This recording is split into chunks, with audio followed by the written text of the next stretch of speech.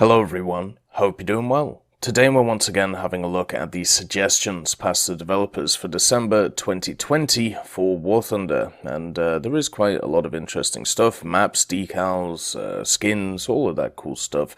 So let's get into it. The first one is from Papa J, and what Papa J would like to see is a map based around the Battle of Manila, which of course is in the Philippines. So basically, the general idea of this thought is that it will be a nice addition, basically because you have the walled city to be part of the game. It was quite a large part of the Second World War, obviously being a large part of the Battle of the Philippines, and also one of the reasons why many people want this in the game is because of the fact that it had a battle in a ballpark, so a stadium where if you've ever played Medal of Honor Rising Sun, you will have actually gone into that ballpark and you would have actually fought in it, and a lot of people have very nice nostalgic thoughts about it. And basically the general idea is mixing up the Intramuros map with the other main battle areas of the Battle of Manila will result in a very dynamic map with Intramuros as one of the capture points, providing close battle tank fights. Obviously one of the major issues with this map is it would be absolutely huge, and this would be a bit of a problem, but the idea is, at least from the user, the whole Battle of Manila map would be kind of a mix of Cologne, Eastern Europe, and other maps with buildings, but one thing unique here are the Japanese artillery emplacements, Spanish architectural style buildings, and a mix of green scenery and totally wrecked buildings. So that is the general idea for this post. The next one is from Niamola, and what Niamola wants to see is a little bit of Angola and Namibia.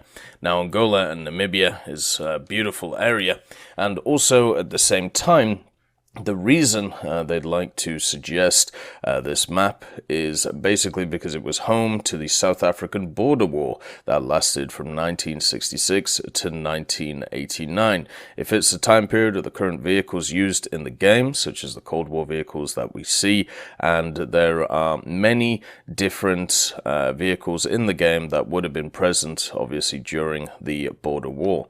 So the general idea would be there'll be a lot of vegetation, obviously rivers, very, very nice landscape going around the place, and you could even throw in a few specific premium vehicles that could be around. There's also Teddy the Lion. If you don't know about Teddy the Lion, I definitely have a look around the internet to go and read about it. It's basically a tame lion raised by hand at Fort Doppies, or Doppies, military base on the Angolan border, which is kind of interesting. And basically, he says, I think if this map were to be added in-game, it would favor long-range gameplay, and I think the map would look the most like the desert maps already in-game because of the rocky terrain, just with added green, rivers, and maybe waterfalls. I think it would be great to have a tropical/bush type of game of map in-game. Try to imagine these maps below. Basically, he shows Sands of Sinai and also Tunisia, and imagine them with grasslands, bushes, rivers, and lush vegetation. They would be very, very similar to them. So yeah, pretty much as simple as that. You could throw a few little buildings in there too, and also some bridges. It would be an incredibly large map at the end of the day. The next one is from Fu Manchu, and what Fu Manchu wants is some new decals. Basically the EU, NATO, and UN flags for decals, pretty much as simple as that. We have all of the flags represented, apart from the, I suppose, the united ideas of nations. So you have the UN flag, which is of course this one, then you have the EU flag, and the NATO flag as well. So this would be to add them to the countries' flags, even though they're technically not countries. At the end of the day, they are recognized today as united sets of countries. The next one is from Ernherja, and what Ernherja wants is the MiG-19S Historical Disruptive Camouflage, which would be a Bulgarian one. And you can see it right here. It's pretty simple. You know, it's quite a nice little camouflage with some dark green, some brown, and some light green on it as well. I do actually have personally some user camos, which are very similar to this one, and I do think they are really nice. This one could easily come into game as a 200G one, or maybe somebody wants to make one, so therefore it gets put onto the Gaijin market, and therefore, you know, you can make a little bit of moolah from it. That might be an idea. The next one is from Miki Hoshi, and what Miki Hoshi is asking for is some alternate camouflages for the F86 F40 that you find in the Japanese tree. Basically a non-aerobatic skin for the vehicles, because the F40 was used a lot by the Japanese in many different camouflages, basically because it was used by many different squadrons. So the first one being Air Defense Command's Headquarters Squadron, then you have the First Squadron, then the First Squadron Alternative with the red band. You've also got the Second Squadron, Third Squadron, and the Fourth Squadron right here, plus the Fifth Squadron, the Sixth Squadron, and of course the Seventh Squadron, the Eighth Squadron, and then the alternate 8th Squadron as well. Then you also have another alternate 8th Squadron one, plus the 9th, and also the 10th, the 501st, because why not? And then the 1st Air Wing that you have here, and yeah, it's as simple as that. So basically a ton of different camouflages for the F40. It would be nice to see these. Once again, why not somebody take the effort to make these as user camos, and maybe they get added into the game in the Gaijin market, and you can make some moolah from it. Pretty much as simple as that. Then we get into some of the matchmaking ideas. This is from MH4U Astragan, and Astragan here is talking about an age-old problem when it comes to War Thunder, and that is the stock versus spaded experience and how to try and deal with it. So the problems that he brings up: the matchmaker tends to drag planes and tanks into certain distinct battle ratings due to popularity of certain tanks as opposed to others.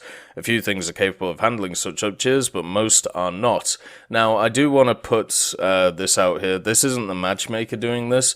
This is humans doing it. This is the human element of matchmaking, which I always talk about, where because people want to win, they play stuff which is good, therefore that becomes popular, therefore other stuff gets dragged into it. It's just how it works. The next one is the BR of a plane tank does not take into account whether that plane tank is spaded or not. Oftentimes the vehicle only deserves the BR it has when it's reached certain critical modifications. I've definitely felt this with a few vehicles in the game, especially when it comes to ground vehicles with their ammunition, when it comes to their engine, when it comes to even stuff as simple as horizontal drive. And for aircraft, it's very obvious at high tiers. You know, something like a stock F4E Phantom is nothing like a spaded one. It's as simple as that. So the solutions that he has come up with is for the matchmaking itself, proposed many solutions on the RBGF forum, where up-tiering is most evident and problematic. But, well, I'm not sure about that. I'd say I'd say aircraft, it's way worse. And naval, it's even worse. Because there are machines at 5350 that cannot kill the 660 machines. But it's also noteworthy, even when fully spaded. But it's also noteworthy for high-tier aircraft matches as well, specifically jets. The following is the simplest and easiest to implement solution for the problem. There would no longer be a fixed BR spread for the whole game. The reason is that some numbers work for some tiers and others do not work for later tiers. In general, early tiers are markedly more balanced than later ones. Okay. Instead, each plane and tank is assigned a BR range. What this means is that if a plane tank is your highest BR vehicle, then you could be placed in matches anywhere within that range. If a plane tank is very robust and flexible, it could have a 1-0 BR spread. If it's not flexible, it would have a narrow BR spread, sometimes even a single number. So basically, instead of something having, let's say, 5.7, the vehicle, if it's seen as flexible, would have a 6.3 to 5.3 BR. So that means it could go up or down depending on what the matchmaker says. The BR adjustment for a tank or plane for unlocking certain ammo types, gun accuracies, gun upgrades, and engine power would be anywhere from 0.0 to 0.7, dependent on the tank or plane. So, because of how this worded, it's a little bit harder to work out. But I think what he's saying is basically, if you have a vehicle which is stock, it should not have the same BR as a spaded vehicle. So therefore, when it is stock, it is a certain BR, and as you unlock modifications, it becomes a different BR. So let's take, for example, something like, I don't know, an Abrams. An Abrams is at 10.0 right now. The M1 Abrams. Now, until you get the engine upgrade, until you get the thermals, until you get the APF SDS, let's say it's a 9.7, and then once you unlock those things, then it becomes a 10.0, and then once you unlock everything else, then it becomes a 10.3. That would be the idea of, what he's saying here. So I think if that's what he's saying, I agree with it. If he's just saying that the vehicle should have a BR spread instead of a individual BR, then that's going to cause so many other issues when it comes to the matchmaker. And also it doesn't solve his original issue, which is certain BRs being, very popular. It just means that you've just now made the problem exactly the same, because people are still going to play those really good vehicles at the specific BRs that they're good at. But yeah, it's if that's what he's talking about, the first thing that I said, then yeah, that's good. If it's the other thing, it doesn't actually solve the issue. The next one is Reach for the Sky, and he has another issue that I've heard millions of times when it comes to the game. The fact is, there's a lot of people out there who want a tank-only game mode, and Reach for the Sky is here to tell us why. So what he does is he goes through each of the different game modes and talks about why it's very unfair to use aircraft, and he feels very much negatively affected by this. As he says, to summarize, the current tank gameplay experience is greatly affected, often negatively, by these factors. There is no ground forces mode without aircraft. Pilots have this luxury, but tankers do not. In all three modes, aircraft are very powerful.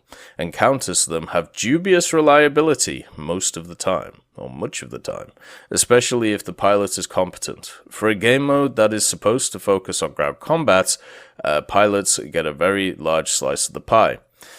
It's called Combined Arms. To potentially address this and to gather data on how the entire player base feels about the status quo, the implementation or alternative modes could be tested in an event-style format. So for Tank AB, it would just be the same as Tank AB, but you wouldn't be able to have the kill streaks. That's basically what he's saying. So you don't have the fighter, attacker, bomber events, so therefore you would just have ground. That's it. And then Tank RB and SB, just remove air forces, and the simple as that. So the following points should be considered in these events. Implementation effort is minor, since no new balancing or creation of modes would be required. This is just wrong. I don't know how else to put it. If you take out a fundamental part of a game mode and you just remove it, there is obviously going to be new balancing required. It's as simple as that. Certain lineups become a lot less powerful, especially from the minor nations, so they're going to suffer more. Gaijin would get further user information about the interest of the community to have combined arms versus tank-only battles firsthand. Making a request for feedback in these modes would be beneficial to players and developers. Sure, why not? The addition of these modes would, if implemented as full-time events, so basically in the matchmaker, divide the community up slightly more, he says. However, quality of gameplay is considered by a great deal of players to be much more important than queuing times. Wrong. This is just wrong. Right. The average individual per day to play War Thunder has around about 30 minutes to an hour. Right? They're also generally in the age range of about 25 to 55. Right? So they are working. Like, they have normally a full-time job, or they have stuff to do in their lives. The idea that queue times are not a big issue for a lot of people, if you only have 30 to an hour to play a day, and you want to get in either 1 game or 2 games per day, queue times matter a lot to you. Anyway, as have been expressed on the forums many times, a very small catchment area designed for the most dedicated of players. The majority of people do not go to the forums, and planes have a detrimental effect on the quality of gameplay for many tankers. This is a subjective opinion and should be seen as so. Finally, initial testing done as a trial in the Events tab, even if only temporary, could be an educational experience for gauging and an interesting, refreshing one for ground vehicle players. I can tell you right now that, like, do you remember what we said before? Like, about things where, it comes to, if you think you've come up with like a revolutionary idea when it comes to War Thunder, and it's like a big grandiose idea, just understand that Gaijin have already thought of it before you have, and they've already run the numbers, and they've already thought about it, and they've already done polls, and they've already done testing and stuff. Like, they've already done all of these things that you're asking them to do. You just don't see it, because they've found issues in it, and therefore it doesn't need to come to the light of day. If you work in a business environment, you know how all of this works. Like, anyway, next one. We've got Dr. Vidya Geem, and Dr. Vidya Geem is looking for something pretty cool. Airdrop depth charges. Pretty much as simple as that. You know, have some aircraft which have access to depth charges, and the idea would be you'd be able to drop them on the enemy. Simple as that. One thing that is a problem in War Thunder right now is the fact that mines are only available for one nation. That nation being, of course, America. Or airdrop mines, I should say. So hopefully they get spread out, and hopefully we also get, you know, some airdrop depth charges as well. I think it would be a nice addition to the game overall. It would be lovely. The next one is from Gargara, and Gargara, a technical moderator, wants to increase the auto jump out timer from 10 seconds to 30 seconds or 60 seconds. The basic idea of this is it takes quite a long time, especially now that we have mag-capable aircraft in the game. This post was made in 2019, remember? The fact is, it sometimes takes quite a long time for planes to come to a stop on airfields. This basically means that the general issue the general issue is you sometimes don't come to a stop before the timer runs out, even if you were able to repair your plane. So if you would have come to a stop a little bit earlier, then you would be able to repair your plane, but because you didn't, you are forced to leave the battle. So what Gar wants to do is to fix this by increasing the auto jump out timer to 30 or 60 seconds, so it waits for you to come to a stop, basically, with these new aircraft. I think it's fair. It's, you know, there's no skin off anybody's back to increasing it to 30 seconds, unless it changes something else in the game, which might be a bit of a problem. But yeah, I think it would be fine. No real issues with that. Then we have Guardian. Guardian talks about an issue when it comes to the ergonomics of the stabilized turrets while in commander and driver view. One of the issues when it comes to the gun of the general tanks is if you have a stabilized gun or a stabilized turret or a stabilized vehicle, if you go into commander's view and you bring the gun to bear, you know, as you can do, you can line up the gunner and the commander, what you'll find is the gun is bouncing all over the place, and this basically simulates, or is that it just has, you know, poor ergonomics, and it's just clunky as all hell. Now, whether this is how it should be, or whether how it isn't, or whether, you know, this has got something to do with what Gaijin were talking about before with trying to improve the commander's view, you know, BVD actually brought it up on one of the sneak peek streams that was done a little bit ago. So I think the general idea is, you know, it would be much better if they just made it so the commander would, basically take over the stabilized gun to make the whole turret stabilized. So instead of having this clunky setup, especially for the driver and commander, everything is just stabilized and everything will be better to use. That's the general idea. Then we also have LX, and LX wants a simple thing. And it's quite a nice thing as well. The idea is just to have native voice lines for tech tree vehicles that aren't native to their specific tree. So this is obviously something which, matters quite a lot right now. We've had a lot of other nation vehicles in other nations' trees. We have obviously the Finnish vehicles in the Swedish tree, the Israeli vehicles in the American tree, the Israeli vehicles in the French tree, the South African vehicles in the British and also German tree now. And also, in the USSR tree, there's some Chinese vehicles. So wouldn't it be nice to be able to have some, wouldn't it be nice to have some native voice lines for these specific vehicles, just to give them a bit more authenticity. They could also use another version, so instead of just using their own native languages, they could use a version of their country that they're using's language, but with a twang to it, which would be, of course, the way that they talk. So the example he gives here is in the British tree. If you have an Australian tank, obviously the Australian tankers would be speaking English, but, they would have the Australian twang to it, so why not do something like that? And I think it's a nice suggestion. It would be lovely to have more voice lines in the game, more languages and stuff, and just, if it to sound more authentic, I'm down for it. I think it's a cool one. The next one is from Big C, and I just want to note this post was made in 2016, so it's quite an old one, and I feel like this issue has already been solved. But basically, what Big C wants is a massive siren to alert the team of spawn camping. So basically, when you spawn in, if people are getting killed from close to your base, you will hear a big old loud siren, which will go off in your ear, and it will tell you that people are spawn camping you. And I can't think of anything that would be more annoying to actually listen to. I would rather just look at the kill feed and see where people die. And the idea would be to have like a ring around, the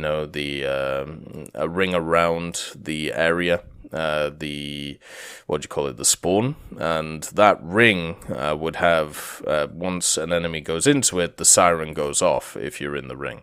Now, this is already solved. We have, the visible stuff. If the enemy gets too close to the spawn, you can already see them, and also if they get too close to the spawn and you can see them, you can leave the battle and not get crew locked, and also at the same time, you can just map their whole movement, so people just have to look at the map. So that's why I said, this post was made in 2016. It's a little bit out of date, but, it is how it is. At the end of the day, it's a cool idea if the issue wasn't solved, but the issue is solved, so it doesn't matter too much. Anyway, that is the mechanics for December 2020 past. Some good ideas, some bad ideas, some wonderful ideas, some weird ideas. I hope you all have a wonderful day, and I'll see you next time. I'd just like to thank John Ryman, Universe, Conte Baraka, Elove Goat, Trigger Hippie, Eugens Terry, Ambrosius McClellan, Daniel Stanton, Martinez B. Young, and also Hans Fagellen, Sebastian Mizon, and Samuel Schlick for supporting the channel.